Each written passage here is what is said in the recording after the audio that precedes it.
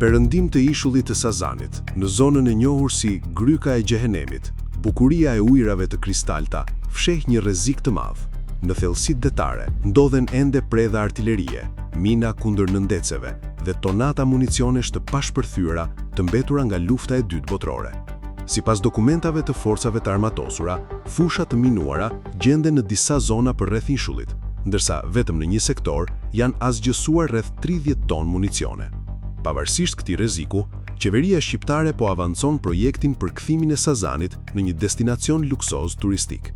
Në fund të vitit 2024, kompania Atlantic Incubation Partners LLC, e lidhur me Jared Kushner, mori statusin e investitorit strategjik për një projekt me vlerë 1.4 miliard euro, ku përfshihen resorte dhe vila luksoze.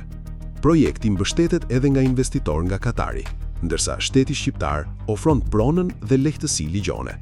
Ekspertët paralajmërojnë se pastrimi i ishullit dhe ujrave kërkon operacione shumë të kushtueshme, palombar të specializuar dhe kohë të gjatë. Ish oficeri i marinës, Artur Meçollari, thekson se rreziku për turistët mbetet i lartë, pasi municionet mund të zhvendosen nga rrymat detare. Edhe biologët dhe zhytësit që frekuentojnë zonën konfirmojnë praninë e vazhdueshme të eksplozivëve, duke vënë në dyshim sigurinë dhe realizueshmërinë e planeve turistike në ishull.